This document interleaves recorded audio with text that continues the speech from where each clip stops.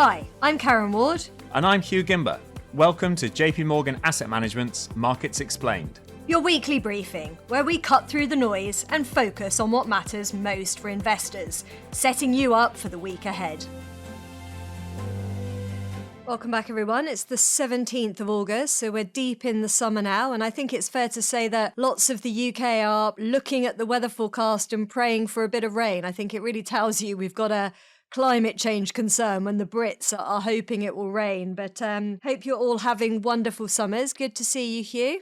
Yeah, good to be back. I'm hearing dangerous rumours about various people listening to this podcast whilst on sunbeds, whilst on holiday, which I don't think was our initial intention, but nice to know that it's proving useful to people even whilst they're away. And maybe that means it's quite nice to listen to as well. It's your dulcet tones, Hugh. Well, that's very kind, very kind. We should move swiftly on. Okay, well, let's focus on the macroeconomic data for a moment then. I mean, it is relatively quiet at the moment, but I think it's fair to say it all fits with a pretty Goldilocks type picture, doesn't it? We had US CPI last week, which was a non-event. That's exactly what we want from inflation releases, I would say, at present.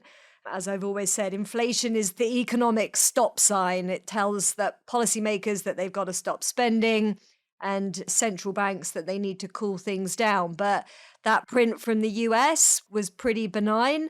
I guess attention will turn closer to home. We're going to get the UK print this week. But again, on a headline basis, not great. But the core's looking okay, isn't it, Hugh? That's right. So headline in the UK is expected to go up from 2.6% year over year to 2.9% year over year. But core, hopefully, is coming down from 2.6 to 2.5. And I think what would be lovely this week is basically exactly what we had with the US last week, which, as you say, was absolutely nothing to see. I was doing my prep this morning trying to find something interesting to say about US inflation, and I don't think there is any. It was a really, really dull, benign print. Headline was still above where the Fed would like it to be, but both headline and core heading in the right direction. And notable when I look at market pricing of interest rates this morning, we've now had the next Fed hike pushed into 2027.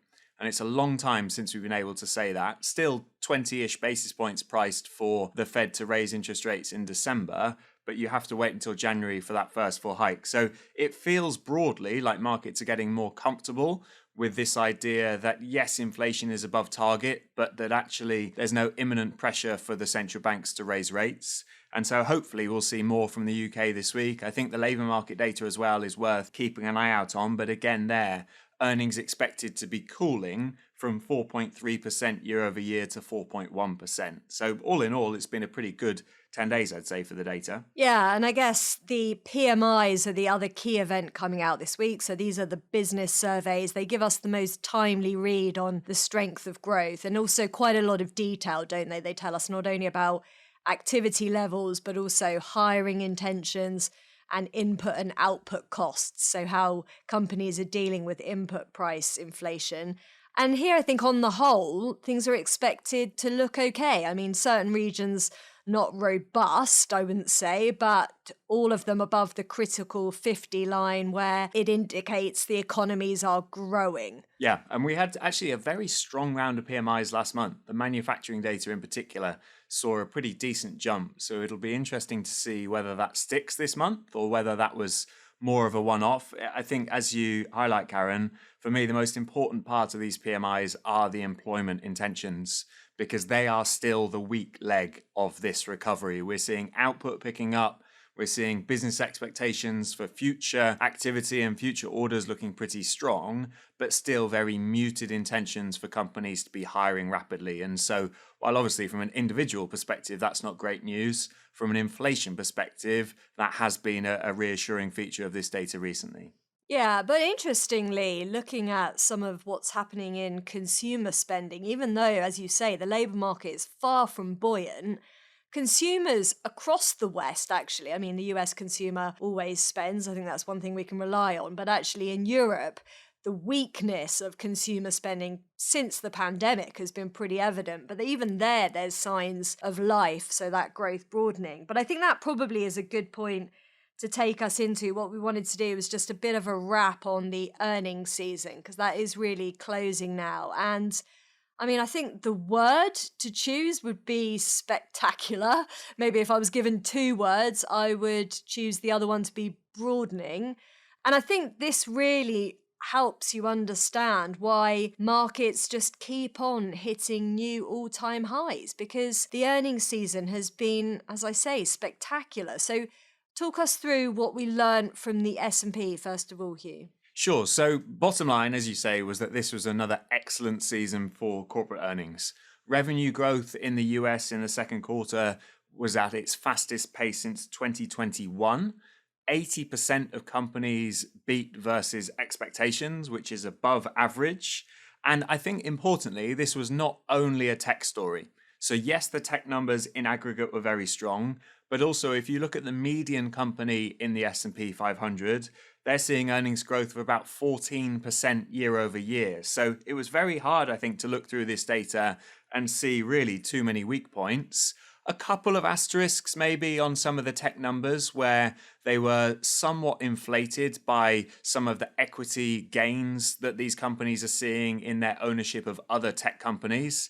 So if you own a slice of one of the big model providers, for example, which is yet to go public, and you can reset that valuation higher, then it's going to artificially inflate your earnings on a, well, not artificially, but on a one-off basis, give you a stronger quarter. But all in all, this was a very healthy season. And I think your point about the broadening is the key thing there, because that expansion out of the tech sector in terms of delivery of earnings is something the market's been expecting, but hasn't necessarily come through. But we're now really starting to see a much healthier picture. Definitely. I mean, one of the numbers I'm looking at regularly is what's expected this year or next year by sector. And here we know in 2026, tech earnings are going to be strong. The market's looking for more than 50% year over year growth in that 2026 EPS figure. But then if I look at other sectors, obviously we have energy doing well. So energy earnings expected to be up close to 80% this year, thanks to the spike in oil prices. But then you have consumer discretionary, then you have communication services, then you have things like industrials expected to grow earnings by 16%. And so reassuringly, although tech is still a big driver of the headline earnings figure, we are starting to see that broadening out with other sectors coming to the party. And that's why Europe, I guess, is joining the party, as you say, that reference, because the problem, of course, Europe has had for much of the last decade is it doesn't have an awful lot of technology companies. So while the US has been enjoying the wave of this new technological revolution, Europe hasn't really been able to join that fun. But as we're seeing all those other sectors start to perform, they're performing in Europe as well. So you mentioned energy, the energy companies. Earnings up more than 70% in the stock 600 I'm looking at here. Materials doing incredibly well. And financials. I mean, Europe has sort of been absent tech and long financials, which for a long period of time in that period of deleveraging, but also zero interest rates and flat curves, that wasn't a good environment for financials. Now, of course, we're in an environment of permanently more normal, higher interest rates and steeper curves, which is good for financials. And that's really helping, I think, these European benchmarks hit their record highs as well. Definitely. And this is where capital markets are helping as well. For me, one of the main messages that we got from the banks over this last few weeks was that all of this IPO activity and an improving M&A backdrop as well is helping lots of different parts of the business model to perform. So I agree with you. These interest rate numbers, these yield curves are certainly helping your kind of traditional banking model to grow earnings more strongly. But we also have pretty lively markets, I think it's fair to say, helping to generate a lot of investment banking activity as well. Yeah, and I think that there will sort of wrap with putting this into context of some of the things that we've mentioned before, which is we have to understand that this paradox, this dichotomy between a world that feels sort of politically somewhat chaotic, but yet a global economy that seems resilient, is actually explainable. It is because almost that chaos is inducing more spending, and the spending then translates into economic growth and it translates into the earnings numbers that we're seeing. Now, we have to be mindful of the risks of when that political problems create bumps along the road, but I think staying the course and understanding that this economy, this global economy, is pretty resilient and is producing decent growth. That growth's broadening, and that's the reason to therefore stay with the market. So, anything else that we need to get through this week, or should we let everyone get back to their pina coladas, Hugh? Maybe just one final word on valuations, because I think one of the good points here about such a strong earnings season is that it's helping to deal with one of the problems we came into this year with of very high valuations across the board. If I look at the tech sector in the US at the moment, it's trading on about 23 times forward earnings. So your PE ratio is about 23 times, but that's come down from about 26 times at the start of this year. And if I go back to when we were putting together our 2026 outlook, Karen, I would say this is exactly what we were hoping to see in terms of tech valuations being dealt with in the right way. In other words, valuations coming down because earnings are flying, not because we're seeing a big correction in prices. So that for me is one of the reassuring things when you take this earnings season into the context of broader markets, that yes, earnings are strong, but actually that's helping to improve the fundamental backdrop and the opportunity set for our investors, because those earnings upgrades are not instantly being reflected in much higher prices. Absolutely. I think that's a super optimistic point to leave us on today. Maybe the one other thing, if people are sat on the beach looking for something to do, there are still these ongoing rumblings about private credit. And we spent quite a long time talking about why we didn't think that was going to derail the story in our mid-year. So if you are seeing that pop across your news screens and want to have a look at that in a bit more detail, and but there basically we were saying that the underpinnings of private credit are essentially institutional money that we think is there well invested for the long term. I mean, that was a key part of that chapter, wasn't it? But I would go back and read that if you are seeing any headlines that you want to think more about for setting you up for the remainder of the year. But with that, we shall let you get back to those sunbeds and wish you a wonderful week and hopefully some rain here in the UK.